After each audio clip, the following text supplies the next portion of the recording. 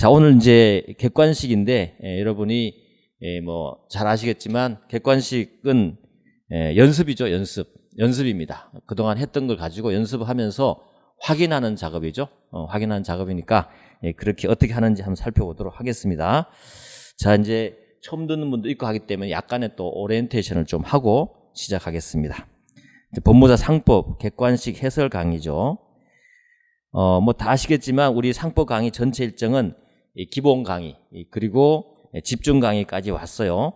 집중 강의가 굉장히 중요했고요. 그 다음에 기본 강의도 상당히 중요해요. 처음 하시는 분들은 정말 기본 강의 들으셔야 됩니다. 알겠죠? 하시고 난 다음에 하나 또 빠뜨릴 거 없지만 이 집중 강의도 굉장히 중요합니다. 왜냐하면 압축적으로 뭔가 좀 정리되는 느낌이 들고 시험의 포인트가 정해지거든요. 거기서 제가 쓸데없는 걸 하지 않습니다. 이제 그래서 기본 강의할 때는 이것저것 좀 다른 것 좀 알게 하기 위해서 필요한 만큼만 살짝 이렇게 비켜나가서 할 수 있지만 집중 강의 때는 딴짓을 안 했어요. 그러면 문제풀이 할 때는 또 딴짓 해야 되느냐? 그럴 필요가 없어요. 집중 강의 때 했던 내용을 그대로 다시 지금부터 무조건 반복입니다. 알겠죠? 그런 강의를 진행할 거기 때문에 이번에는 이제 문제 해설 강의가 될 겁니다. 그래서 문제 해설만 들어오신 분도 있겠죠. 그렇지만 이제 또 마지막으로 이제 최종 정리 한번 남았겠죠. 근데 사실 최종 정리는 마지막 최종 정리라고 하지만 우리에게 시간이 많이 안 주어지더라고요. 보통 뭐 하루 주고 한 3시간 주고 좀 다 끝내달라고 그러는데 거의 불가능한 걸 우리한테 요구하는 거예요. 그래서 그냥 판례라든지 최근 판례 정말 필요한 만큼만 하고 마는 거기 때문에 여러분들은 문제 해설 강의가 굉장히 또 중요해요. 집중 강의 내용을 가지고 문제 해설하면서 다시 확인하고 복습을 하셔야 될 것 같습니다. 그래서 이번 강의도 사실은 중요한 강의라고 말씀을 드리고 또한 연습을 해야 되거든요. 객관식은 연습을 해야 됩니다. 일단 똑같은 집중 강의 자료에 있는 거지만 문제화돼 가지고 보는 거하고 또 달라질 수 있어요. 그래서 그걸 한번 보시면서 이렇게 느낌이 다르는 걸 느끼시면 되겠습니다. 그래서 기출문제와 예상문제를 한번 살펴보도록 하겠습니다. 최종 정리는 나중에 시간이 저에게 이번에는 아마 좀 더 주어질 수도 있을 것 같아요. 좀 늘어났잖아요, 기간이. 그죠? 시간이 좀 늘어났지 않습니까, 여러분들이? 기분 좋습니까? 늘어나니까? 저도 옛날 시험 해보니까 늘어나도 노는 건 똑같고 시간 가는 건 똑같더라고요. 별로 더 하는 것도 없어요. 저는 하도 이제 마음이 급했을 때는 김정은이는 뭐 하고 있나 지금? 빨리 전쟁을 한번 일으켜서 우리가 시험이 좀 중단됐으면 좋겠다. 뭐 이런 생각도 가질 수 있었는데 하여튼 아무 의미 없는 것 같아요. 열심히 하시면 될 것 같아요. 똑같으니까 넘어가도록 하겠습니다.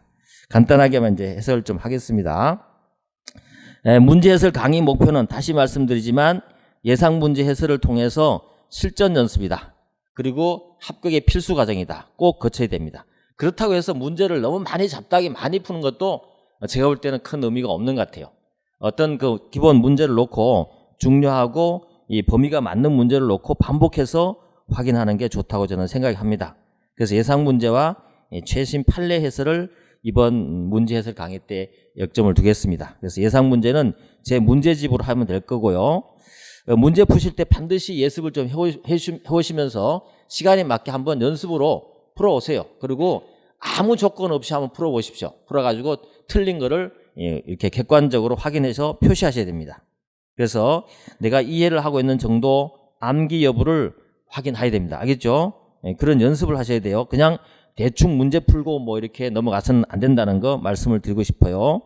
그 다음에 출제 경향이야 당연히 이 문제집 보면 충분히 파악될 수 있습니다. 그 다음에 출제 가능한 지문의 확인 학습이죠. 제 문제집은 쓸데없는 거 정말 하나도 없어요. 정말 필요한 거 중복된 거 거의 다 빼면서 이렇게 했기 때문에 제 문제집의 지문을 확인하면서 여러분이 연습하시면 상법은 더 안 하셔도 돼요. 상법을 너무 많이 하면 안 되는 거거든요. 필요한 만큼만 딱 하고 점수 올릴 만큼 하고 민법을 하셔야 된다. 그거 꼭 말씀드립니다. 너무 과하게 해도 안 됩니다. 자, 출제 포인트를 정리해 보도록 할 거고요. 그리고 뭐 추가 학습을 원하시는 분, 처음 하시는 분들 같은 경우는 이 집중 강의 이 동영상을 보시면 좋은데 시간이 없을 겁니다. 특히나 시간이 된다면 보시면 될 것 같고요. 강의 교재는 객관식 이제 여러분 갖고 있는 건 21년 판인데요. 크게 변동이 없습니다. 거기에 추가되는 문제는 제가 필요한 문제를 만들어서 드리고요. 그리고 또 기출 문제는 여러분에게 다 해설을 드렸기 때문에 그것만 충분합니다. 새로운 걸 많이 추가한다고 해서 좋은 게 아니기 때문에 새로운 책을 또 만들어서 하는 것보다도 다음에 이제 할 때는 좀 추가하겠지만 여러분에게 필요한 건 다 그대로 드리도록 하겠습니다. 넘어가겠습니다. 그리고 이 부분인데 자료 부분을 조금 설명을 해야 될 것 같아요. 여러분에게 보조 자료가 사실은 중요하죠. 중요합니다. 객관식 문제 보충 그래갖고 여러분에게 주어진 자료가 있을 거예요. 이건 뭐냐면 보충 문제로 나와 있죠. 법무사 상법 객관식 특강 보충 문제인데 문제가 몇 개 안 됩니다. 안 되는 건데 이거는 이 객관식에 나중에 추가로 될 문제이기도 하고요. 이거는 반드시 올해 시험에 나올 가능성이 큽니다. 큰 건데 왜 그러냐면 이 문제는 작년하고 올해 나왔던 판례 있죠. 나올 만한 거 판례를 가지고 문제화 시킨 거예요. 그렇기 때문에 굉장히 중요한 겁니다. 저도 이제 문제집에 문제를 넣을 때 함부로 넣지 않아요. 함부로 넣지 않고 정말 중요한 판례 나왔던 걸 가지고 넣는 거지 뭐 새로 넣을 게 없어요 사실. 자꾸 문제집을 바꾼다는 그렇고 그래서 문제가 많이 추가되지 않습니다. 그래서 기출문제 풀어보면 되니까.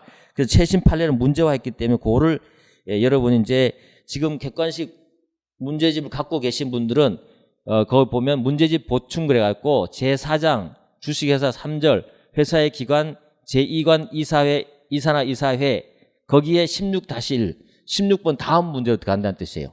알겠죠? 그렇게 해서 추가로 하시면 될 것 같아요. 그래서 굳이 과거 책이라도 전혀 여러분들이 새 책을 살 필요도 없고 사용하시면 될 것 같습니다. 그 다음에 최신 판례 또 하나 자료가 있습니다. 최신 판례 21년 22년 4월까지 제가 판례 자료를 만들어 봤는데요. 판례를 다 검색을 다 해봤습니다. 해봤는데 요 지문 정리가 있거든요. 요거는 객관식화 되기 전 단계에서 전부 다 나올 만한 지문들을 다 해봤던 겁니다. 다 만들어놨기 때문에 요게 그대로 지문 나오거나 출제하는 분들이 다 그래요. 저도 출제를 해보면요. 전부 다 판례를 놓고 거기와 관련되는 조문이라든지 그다음에 여기서 판결했던 내용과 섞어서 이렇게 문제를 내거든요. 그래서 이게 하나의 예상 문제가 될 수 있습니다. 그래서 그 지문을 따로 정리해놨어요. 그래서 지문만 보셔도 되고 아니면 문제도 이걸 문제화했기 때문에 참고하시면 됩니다. 그래서 지문과 특히 이번에 여러분들이 좀 생각할 게 전압 판례가 한 해에 4개나 나왔어요. 4개가 나왔죠. 그죠? 그래서 뭐 그렇다고 해서 아주 이론적으로 대대적으로 뭐 바뀌어야 될 그런 건 아니지만 그래도 거기에 중요한 논점이 몇 개 있습니다. 보험의 소멸시효 판례라든지 보험과 관련되는 확인의 소라든지 이런 것들은 아주 중요한 의미를 갖고 있는 판례거든요. 그래서 이미 보니까 우리 학회에 가보니까 로스쿨의 내년 시험 문제에 벌써 찍고 있더라고. 그 보험과 관련되는 판례가 하나 있거든요. 벌써 찍고 있는데 뭐 그렇다고 생각하시면 되고 어쨌거나 전압 판례가 4개 있으니까 그걸 전부 완벽하게 잘 정리해놨어요. 여러분 따로 판례 찾을 필요도 없어요. 더 다른 걸 찾아봤더니 기존에 있던 거 반복한 것밖에 없고요. 거의 판례가 별로 없습니다 이번에. 그래서 요 판례만 잘 보시고 이제 마지막 정리한 뭐 5월 6월쯤 돼가 6, 7월쯤 돼서 그때 제가 다시 그 이후에 나왔던 판례는 또 있다면 제가 딱 정리해서 한 2-3페이지 딱 드릴 테니까 그것만 보시면 돼요. 그리고는 제 문제집하고 그다음에 제가 정리해뒀던 것만 노트만 보시면 됩니다.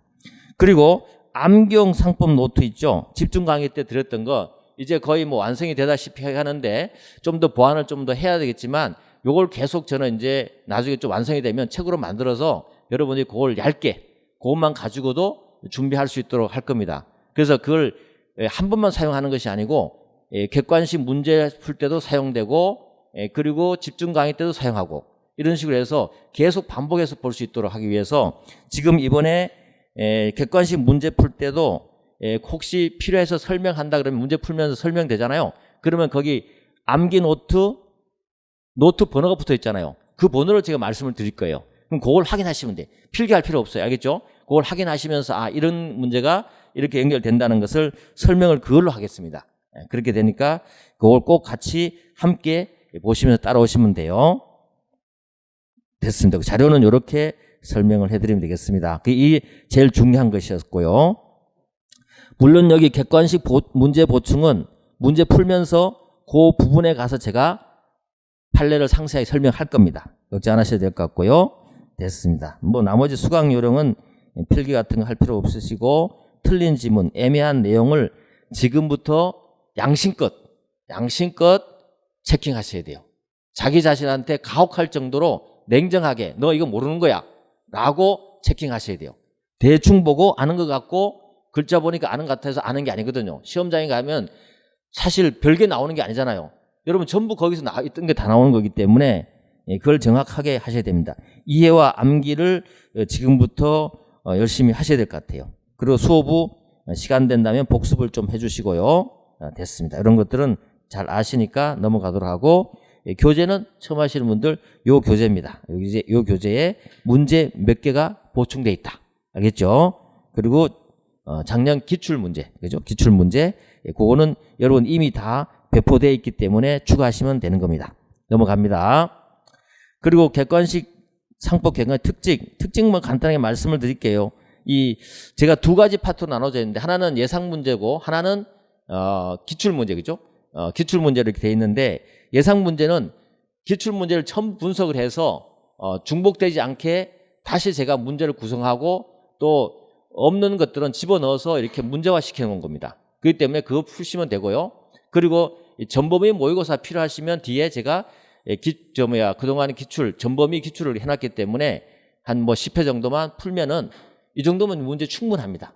거기서 모르는 걸 여러분이 시간 되면 다른 문제 풀려고 하지 말고 여기 몰랐던 걸 왜 모르지 하면서 차라리 기본서를 한번 그 언저리를 한번 찾아보는 게 훨씬 실력이 늘어납니다.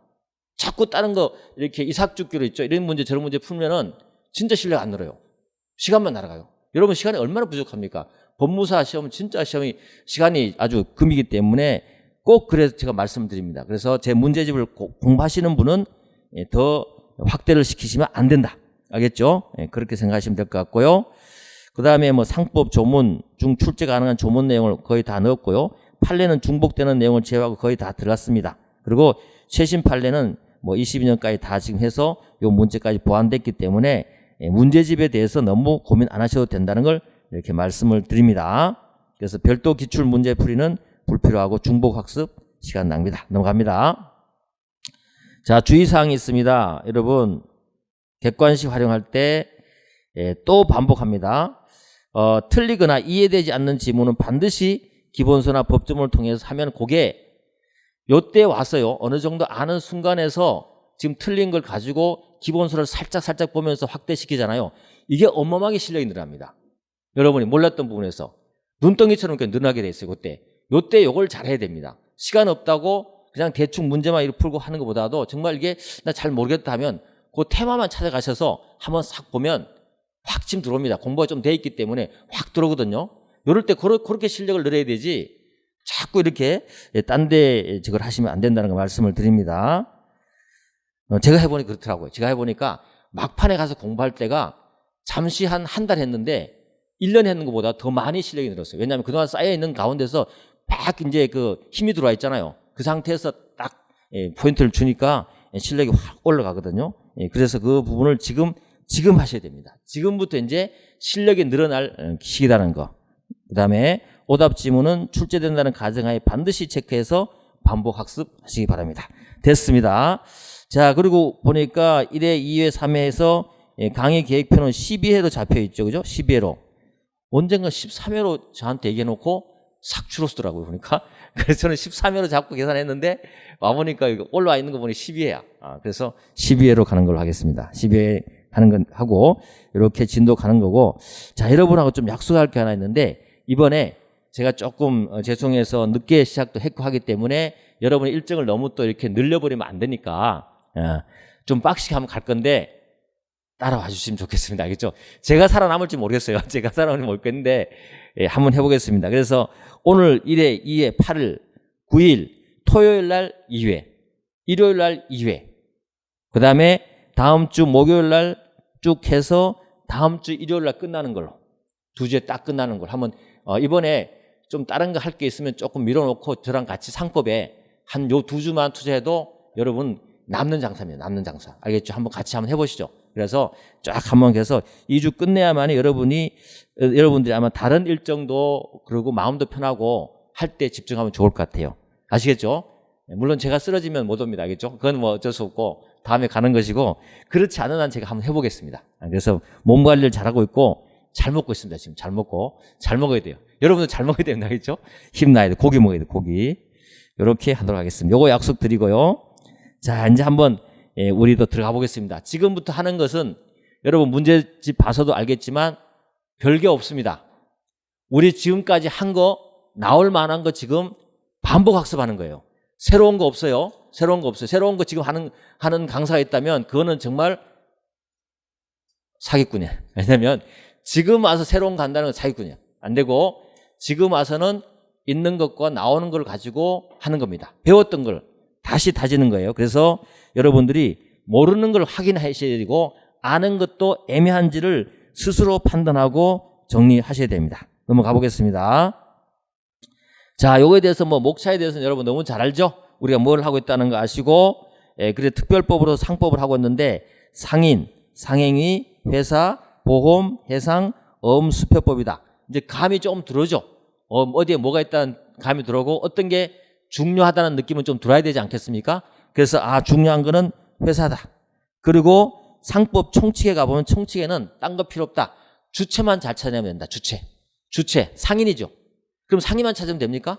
아니죠. 상인 대신하는 대리인격인 지배인, 상업사용인을 여러분 떠올리셔야 되는 거죠.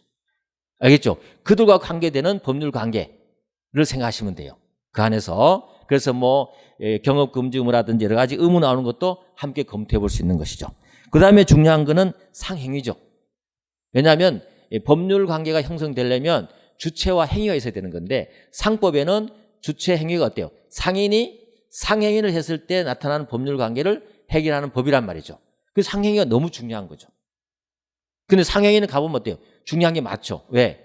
민법에 대한 일반적인 법률행위, 민법의 법률행위죠. 일반법인 민법의 법률행위에 대한 특칙 규정들이 있기 때문에 그 부분을 비교하면서 여러분 알아야 되기 때문에 중요하단 말이죠. 그래서 항상 상행위는 시험에 안 나올 수가 없죠. 이렇게 나오기 때문에 그런 느낌을 여러분 쭉 받으시면 돼요. 알겠죠? 그래서 상법도 굉장히 논리적이고 생각을 해볼 수 있다라고 느끼시면 되겠습니다. 그 다음에 회사법은 하나의 이제 상인으로서 법인인 상인이 법률 관계를 하는데 워낙 복잡한 게 많고 이런 법인이 상인인 회사가 하는 행위를 통해서 여러 가지 이렇게 기타 자본시장이라든지 아니면 이렇게 경제 질서를 해치는 그러한 상황이 있기 때문에 규제를 하면서 회사가 잘 굴러갈 수 있도록 법을 만들어 놓은 것이 바로 회사법인 거예요. 그렇게 생각하시면 돼요. 그렇게 해서 회사법 보시고 마찬가지 보험도 마찬가지다. 근데 보험은 하나의 우리의 계약법이죠. 계약법이에요. 보험 계약인데 여기서 보험 소비자를 좀 생각해야 돼요. 보험 상대방. 그래서 계약 당사자 간의 균형이 안 맞기 때문에 보험법을 통해서 계약 당사자의 균형을 맞춰주는 하나의 약간 어떤 강행적인 성격을 갖고 있는 법이라고 볼 수 있습니다. 보험법은 뭐 해상 됐고요. 어음수표법 특별법으로 한번 살펴볼 겁니다. 됐습니다. 이렇게 해서 여러분들에게 간단하게 이제 전체에 대한 상법에 있는 OT를 마무리 짓고요. 앞쪽에서 설명을 많이 드렸기 때문에 생략하겠습니다.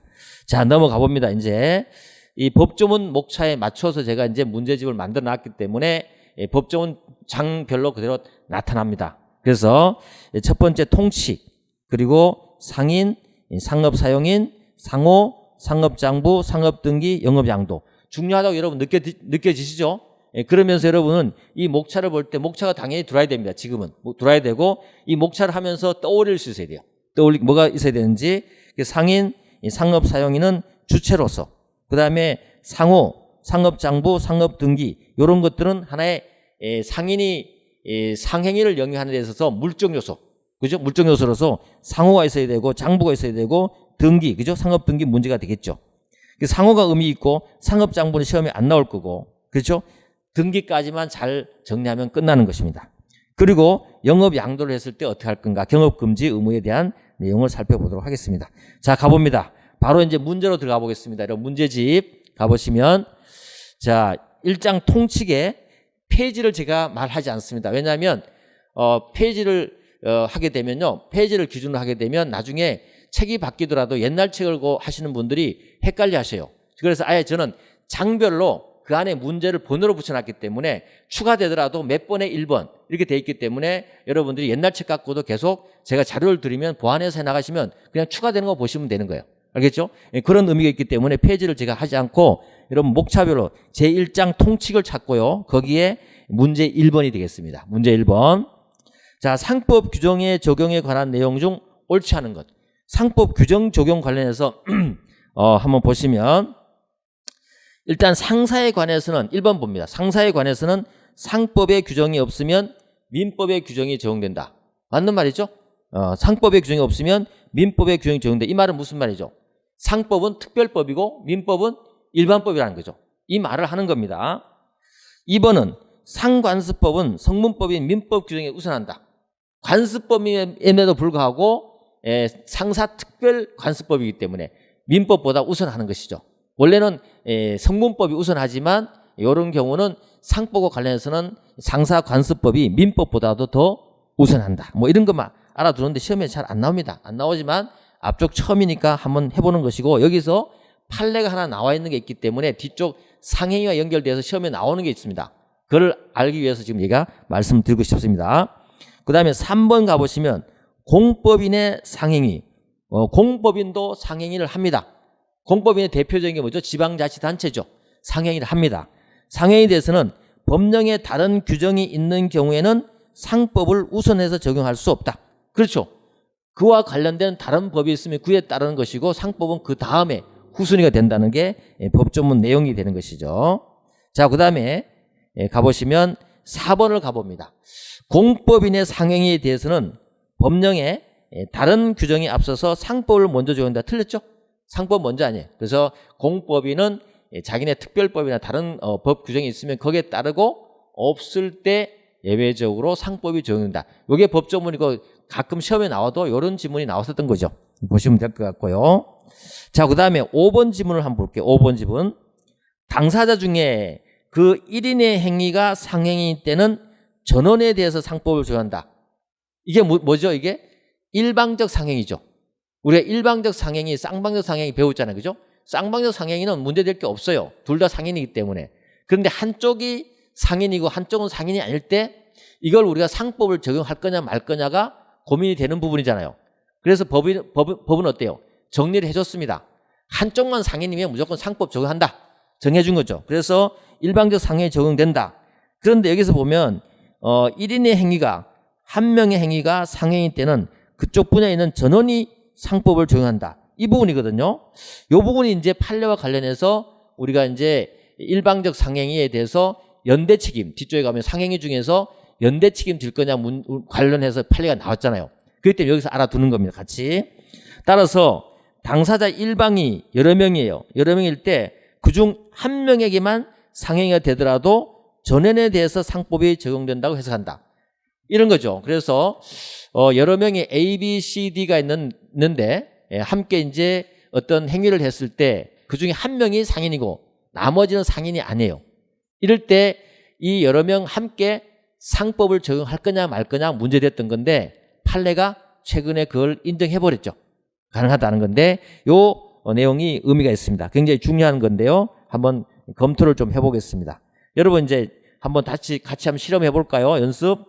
저 노트 4번이라고 있거든요. 노트 4번을 펴니다. 제가 왔다 갔다 하면서 노트 번호를 갖고 여러분이 이제 그걸로 눈을 계속 다른 거 보시면 안 되고 상법 노트를 계속 여러분 눈에 익혀야 됩니다. 익히면서 거기 찾아다니면서 이렇게 확인하셔야 돼요. 쓸 필요도 없고요. 확인하시면서 아 이게 그거구나 라고 느끼셔야 됩니다. 노트 4번입니다. 4번에 가보시면 상법의 효력 적용 범위 나와 있죠. 공법인의 상행위는 법령에 다른 규정이 없는 경우는 적용한다. 됐고 이미 했고요. 요겁니다. 상법 3조 일방적 상행위 당사자 중에 1인의 행위가 상행일 때는 그죠? 이렇게 일방적 상행위 상법이 적용되는데 여기에 전원이 상법 적용된다 이 말이죠. 요게 이제 의미가 있고요.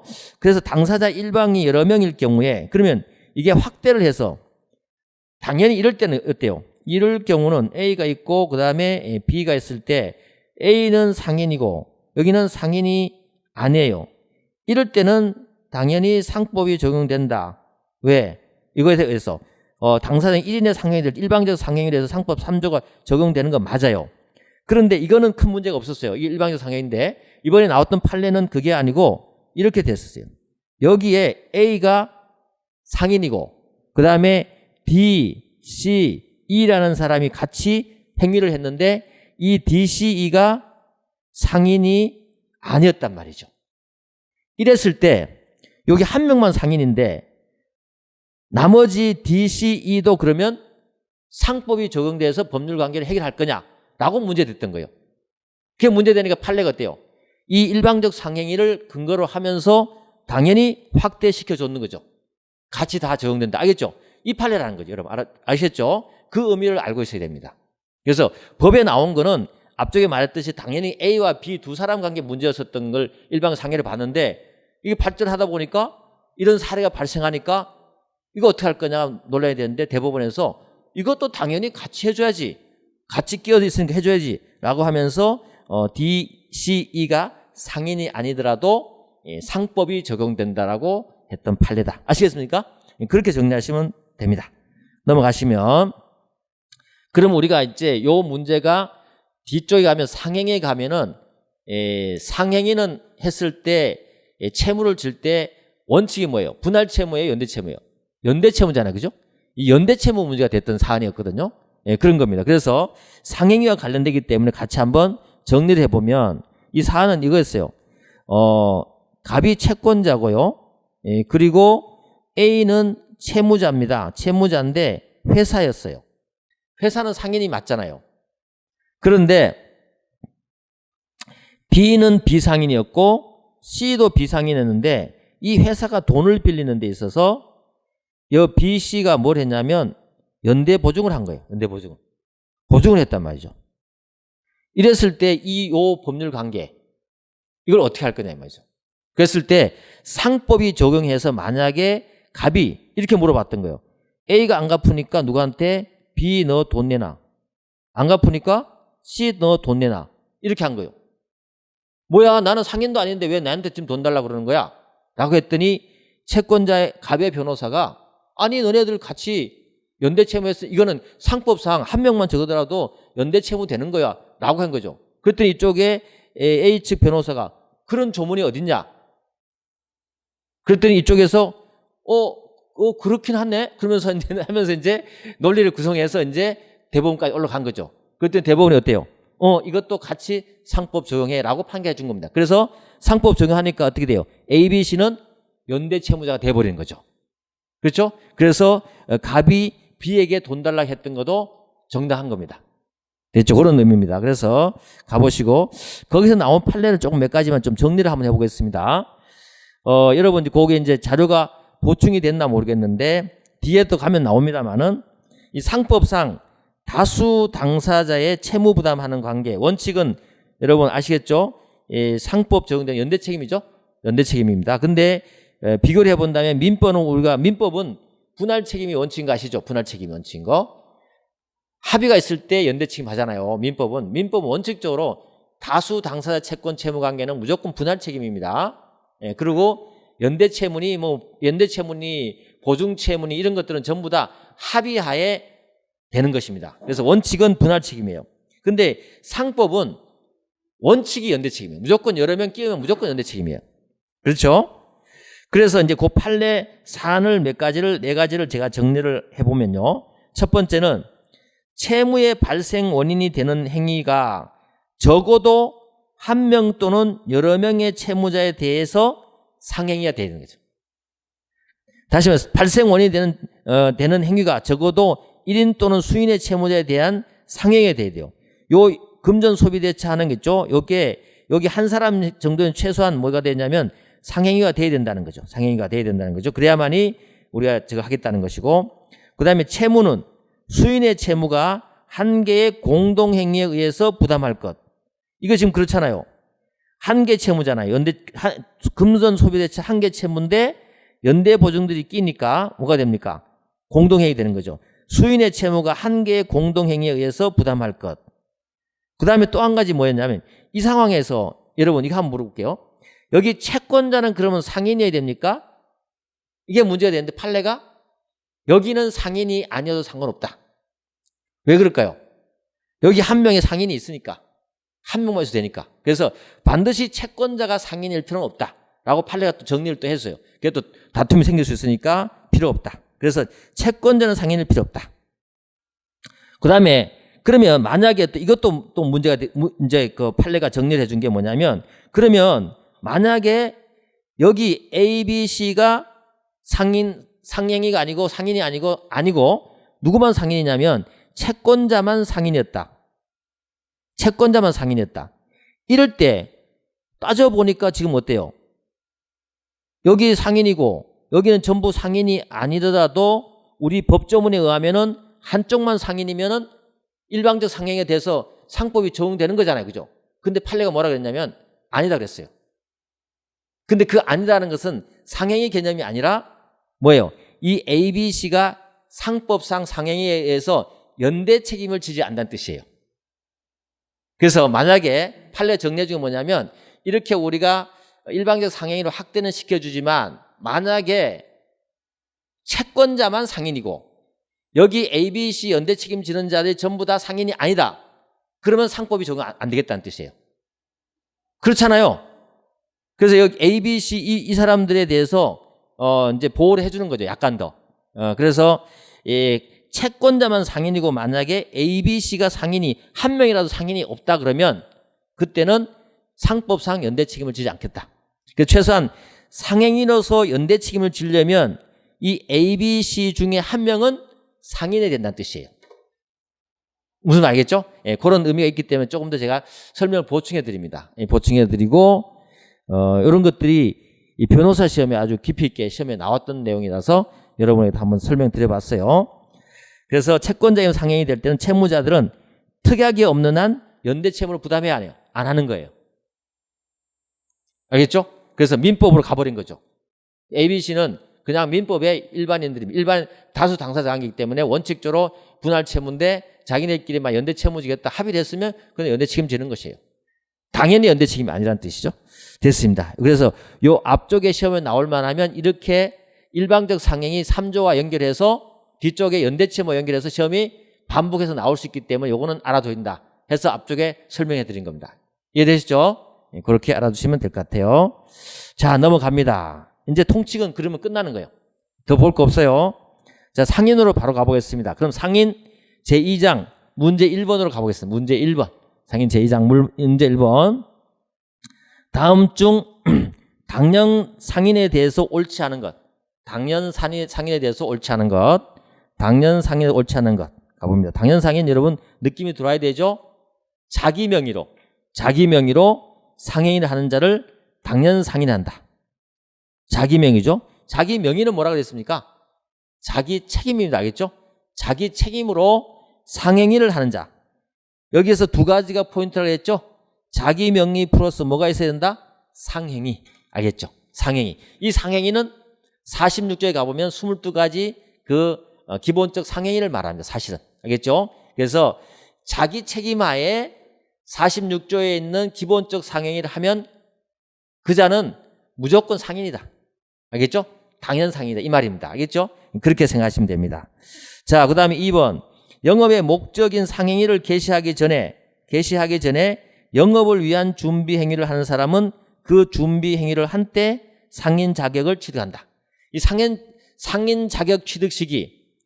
여기서 문제되는 건 뭐가 문제될까요, 여러분? 좀 더 생각해 본다면 여기 상인 자격 취득 시기가 문제되는 상인은 무슨 상인일까요? 자연인일 때. 우리 상인은 두 가지잖아요. 자연인 상인이 있고 뭐가 있어요? 법인인 상인이 있잖아요. 여기서 말하는 건 지금 자연인 상인을 말하는 거예요. 법인인 상인은 언제 자격 취득해요? 설립 등기하면 끝나버리잖아요. 그렇기 때문에 거기는 자격 취득이 문제가 안 되는 거예요. 여기서 말하는 건 자연인이 내가 수표를 하려고 그러는데 물건을 사서 넣을 때인지 아니면 건물을 임대받을 때인지 내가 간판을 달 때 상인인지 이게 문제되는 거 아니에요. 그래서 문제되는 거라면 그래서 판례는 뭐라 그랬어요? 객관적 인식 가능성 증서를 취해갖고 반드시 간판을 안 달았다 하더라도 안에 물건을 다 진열해 놓고 이미 이거는 슈퍼 하려고 하는 거구나 라고 하면서 물건 팔았을 때 상인으로 보겠다는 거죠. 알겠죠? 그래서 그러면 이렇게 상행위를 개시하기 전에 이렇게 영업을 위한 준비 행위 있죠. 이걸 우리가 준비하는 사람은 준비행위를 한때 상인 자격을 취득한다가 바로 그겁니다. 객관적 인식 가능성. 외부에서 봤을 때 이 사람은 상인이 되려고 하는구나 라는 걸 느꼈을 때 상인 자격 취득하는 거죠. 이런 영업을 위한 준비 행위를 우리는 뭐라고 하냐면 보조적 상인행위다. 알겠죠? 보조적 상인행위를 한다. 이런 것들이 여러분이 이제 이렇게 여러분들이 지문을 하나씩 하나 보면서 이 지문은 굉장히 압축되어 있고 중요한 내용들이 다 포함되어 있기 때문에 이렇게 해석할 수 있어야 됩니다. 읽으면서. 알겠죠? 그냥 대충 넘기면서 그냥 하면서 하지 말고 지금 꼼꼼히 하십니다. 문제 풀 때는 그 대신에 확실히 시간제에서 정확히 풀어보고. 됐습니다. 넘어갑니다. 자, 3번 가보면, 자, 당연상인에서 문제되는 게 뭐였어요? 자주 지문에 나왔던 것이 행정관청의 인허가 명의나 국세청에 신고한 사업자 등록상의 명의와 실제 영업상의 주체가 다를 경우는 누가 상인이냐 이거죠. 누가? 실제 영업상 주체라 그랬죠? 그렇습니다. 이건 너무 많이 나왔기 때문에.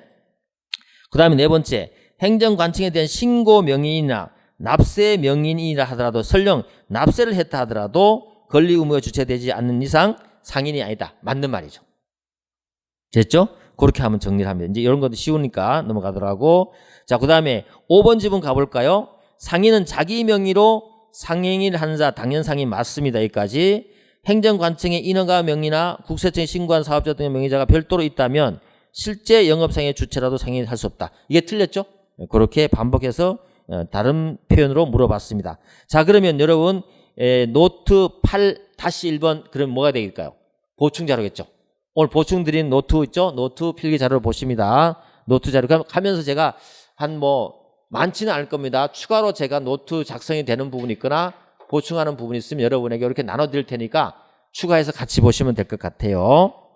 자, 그래서 상인 자격 취득 시기를 한번 정리를 해보면 그렇습니다. 상인 자격 취득 시기는 판례가요. 개업 준비 행위를 했을 때, 개업 준비를 행위를 했을 때 그때 우리가 상인 자격 취득한다고 본다 그랬죠? 개업 준비 행위.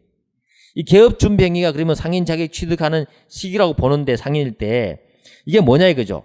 성질로 보아서 영업 의사를 상대방이 객관적으로 인식할 때 이게 바로 객관적 인식 가능성설이라는 거예요. 옛날에 여기에 대해서 학설이 무시심해서 많았거든요. 이제는 학설론이 없어요. 판례가 이걸 취해버리고 난 다음에 여기는 학설들이 안 나와요. 알겠죠? 객관적 인식 가능성. 제가 이제 옛날에 공부할 때 다들 입에 이거 가지고 말을 하는데 이게 객관적 인식 가능성설이었어요. 그걸 판례가 취해버렸어요. 끝나버렸어요, 이제. 어쨌거나 객관적으로 볼 때 영업의사가 대외적으로 표시되면 상인을 자격을 취득한다. 됐죠? 예를 들면 점포를 구입한다든지 영업을 양수한다든지 그렇죠? 그 다음에 상업 사용인을 고용한다든지 이걸 보면 우리가 알 수 있다는 겁니다. 그래서 이걸 우리가 또 행위로 볼 때 상행위 차원에서 보면 이거는 영업을 위한 행위이기 때문에 우리 영업으로 하는 행위하고 영업을 위하여 하는 행위로 우리 나눠지죠? 상행위는 그죠? 위하여는 뭡니까? 보조적 상행위. 47조에 가면 있잖아요. 46조는 뭐죠?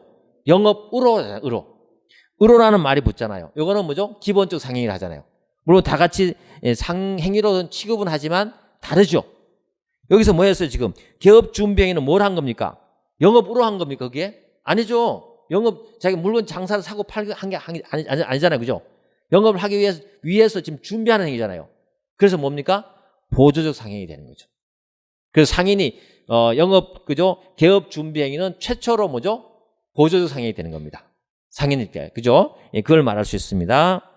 자, 그다음에 또 조심할 게 판례 표현이 이런 말이 나와요. 반드시 영업 의사를 대외적으로 표시할 필요는 없다. 반드시 영업 의사를 나는 이렇게 할 거야 라든지 대외적으로 이렇게 상호 등기를 한다든지 개업 광고를 한다든지 간판 부착이라든지 나는 지금 상인입니다라고 개업 광고 자체가 뭐예요? 광고 자체는 나의 의사를 바깥으로 표현하는 거예요. 등기도 어떻습니까? 나의 의사를 표현하는 거죠. 이런 게 없더라도 개업 준비행위 될 수 있고 된다는 거죠. 알겠죠? 그 말입니다. 판례 표현을 그렇게 이해하시면 되겠습니다. 자, 보조 자료 드렸고요. 됐습니다. 넘어갑니다. 자, 그 다음에 당연상인에 대해 간단하게 한번 정리를 해볼까요? 자기 명의로 하는 상행위를 하는 자 노트 9번입니다. 노트 9번 확인합니다. 같이 눈도장 계속 찍는 거예요. 갈 때까지 계속 반복하는 겁니다. 아는 거 또 보고 하는 거죠. 그리고 제가 안 해주는 거는 여러분들이 알아서 봐야 됩니다. 지금 여기서 그것까지 다 해줄 시간이 전혀 없어요.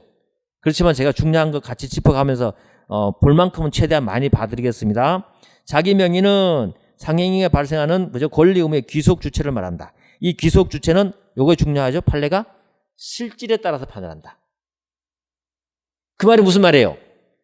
관청에 등록되거나 신고되는 거 관계없이 실질적으로 내가 책임지겠다고 일하는 놈이 아니지.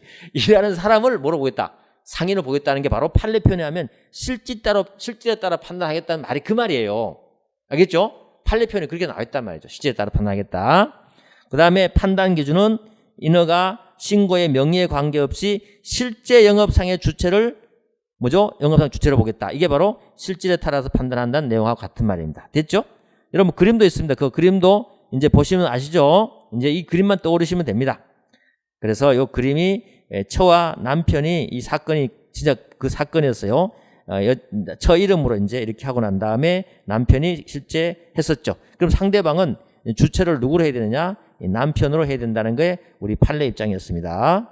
됐습니다. 자, 넘어가겠습니다. 문제 2번으로 가겠습니다. 2번. 이제 의제상인 한번 검토해 봐야 되죠. 의제상인 다시 확인합니다. 다시 합니다. 의제상인. 자, 1번 가보십니다. 2번. 상법상 의제상인의 규정은 기본적 상행위의 획일성을 보완하기 위한 것이다. 맞습니까? 맞는 말이에요. 알겠죠? 기본적 상행위가 22가지로 정해져 있잖아요. 그러면 그것 아니고 다른 행위를 하면은 상인이 아니냐 이 말이죠. 상법 적용되지 않느냐 이 말이죠. 그렇지 않죠. 왜 상행위가 22가지밖에 없습니까? 그렇죠? 더 많은 것도 있단 말이죠. 그렇기 때문에 상행위를 아니라고 해서 22가지 아니라고 하면서 피해 나가는 그 자들을 어때요? 상법으로 포섭하기 위해서 해온 겁니다. 그래서 기본적 상행위가 22가지는 너무 작다. 그렇기 때문에 확대하기 위한 겁니다. 그래서 획일성을 보완하기 위한 것이 의제상인인 거죠. 그래서 반드시 22가지 기본적 상행위를 하지 않더라도 상법을 적용할 수 있는 방법이 있다. 그게 뭐예요? 의제상인의 뜻이죠. 그죠? 그 다음에 가봅니다. 2번. 자기 명의로 상행위를 하는 자를 당연상인. 이거는 맞는 것 같아. 근데 타인 명의로 상행위를 하는 자를 의제상인. 맞습니까? 아니죠. 이건 전혀 관계없습니다. 알겠죠? 전혀 관계없습니다. 의제상인은 설비상인을 대표적으로 해서 의미가 다릅니다. 다르기 때문에 그 말이 아니다라는 걸 아시고요. 자, 그러면 이제 의제상인 한번 정리를 해보겠습니다. 의제상인 대표적인 거 설비상인만 생각하시면 돼요. 회사, 민사회사 같은 거 고민할 거 없어요. 이미 민사회사는 상사회사법을 그대로 다 준용하기 때문에 상법상 회사가 똑같기 때문에 상법상 회사는 당연히 상인이잖아요. 그죠? 그렇기 때문에 큰 문제 안 되기 때문에 의제상인 그러면 여러분 머리에 떠올릴 게 뭡니까? 설비상인. 그 하나만 떠올리시면 되는 거죠. 됐죠? 그래서 설비상인은 뭐예요? 점포, 기타, 유사한 일단 설비를 갖춰야 돼. 꼭 상인처럼 다 영업소도 있고 다 있단 말이죠. 있고 근데 상인적 방법으로 다 해요. 물건 사고 팔고 뭐 계산서도 끊고 그 다음에 어때요? 장부도 작성하고 다 해요. 그런데 뭐예요? 22가지의 상인에 포함되어 있지 않단 말이죠. 이 사람들 상인이 아니라고 상법을 적용 안 하게 되면 형평의 문제가 발생할 수 있어요. 그죠? 예, 그래서 이 사람들은 당연히 상인이다 라고 하면서 상행위 이외 영업을 하는 자도 설비 상인이라는 개념으로 해서 뭐로 들어온다? 의제 상인화 시켜서 상인으로 취급해서 상법을 적용하겠다는 뜻이죠. 이해됐습니까? 예, 그렇게 정리하시면 됩니다. 자, 나머지 뭐 상의적 방법 같은 크게 신경 쓸 거 없고요. 예시는 어때요? 결혼 상담소 같은 거, 학원 운영자. 우리 여기 학원 운영자도 여러분 22가지 상행위에 가보십시오. 상행위 해놓고 학원 운영 나와 있습니까? 없잖아요.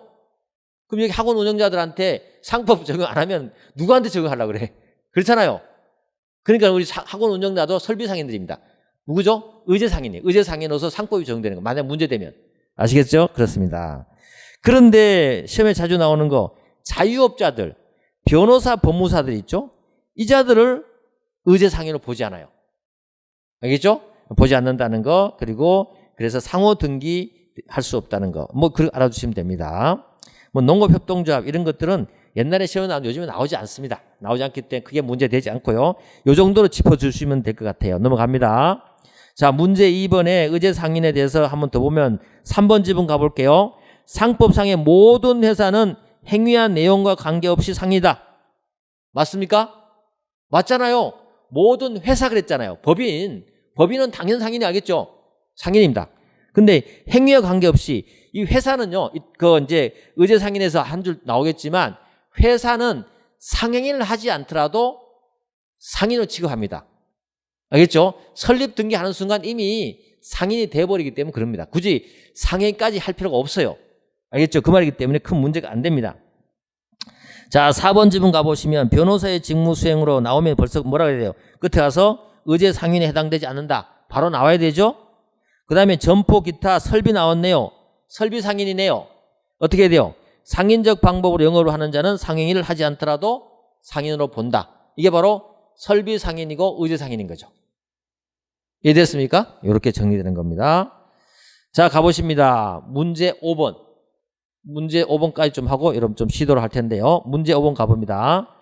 소상인 가보면